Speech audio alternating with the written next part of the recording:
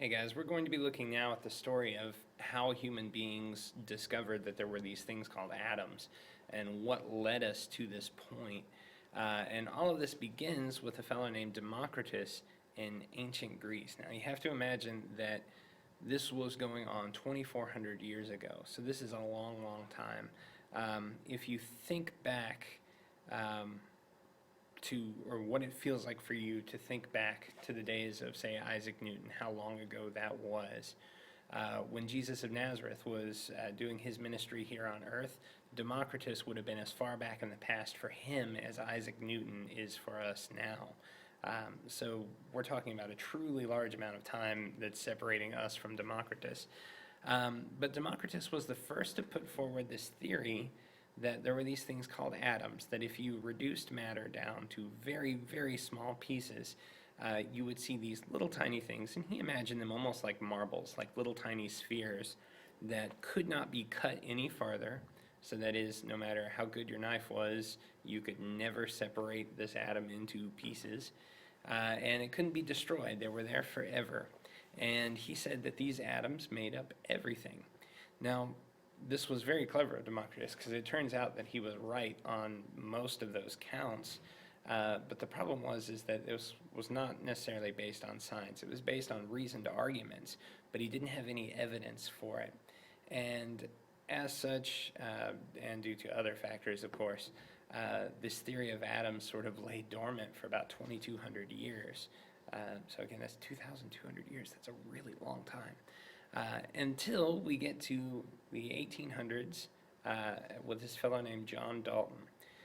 John Dalton was the guy who provided the first experimental evidence for atoms. That is, he had proof, he had some evidence that he said, look, you can't explain this unless you use the fact that there are these atoms that exist. And what he did to prove this was using something called the law of definite proportions. And what that says is that if you take a compound such as water, which is made of hydrogen and oxygen, it's possible to separate those. So that is, through chemical means, I can take this and I can move the oxygen into one place and the hydrogen in another. And when we do this, we find that there's always the same ratio of mass of hydrogen to mass of oxygen. So in this case, you're always going to have, I think it is 8 times as much oxygen as you have hydrogen. And this is true of almost all compounds. Well, not almost all compounds are like this. And Dalton was looking for a reason for this. And using atoms, it sort of makes sense, because if you look at this, the ratio of the size of those atoms is going to be the same. And since a compound is made of those atoms joined together, you're always going to have the same proportion of mass of those. So Dalton took this as evidence that atoms existed and developed this theory. Now you do need to remember these points.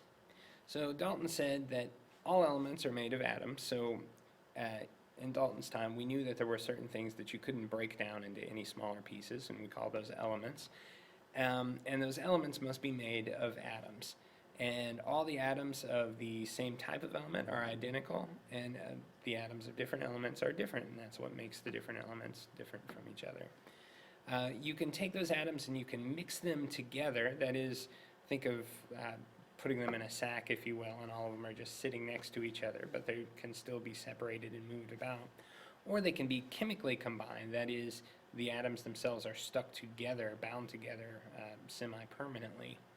And chemical reactions are what happens when those atoms are bound or unbound from each other. That is, when they join together and become stuck, that's what a chemical reaction is, and same thing for breaking them down.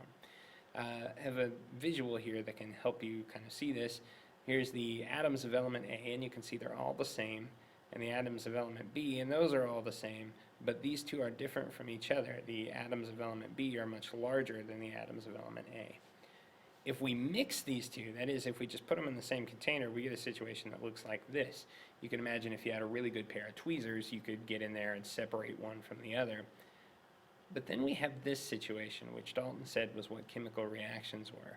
These atoms joining together in a specific ratio.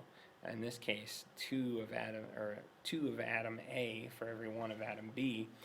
And when these join together, that makes a chemical compound, and it looks like this. The atoms are stuck together and will not be separated.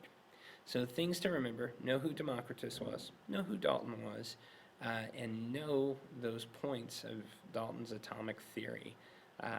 Because it turns out that even though he was wrong on some minor details, by and large, that theory holds very true. There's not all that much wrong with it. And what we're going to do is, over the next couple videos, we're going to look at how some minor adjustments were made to that to make this theory more and more accurate.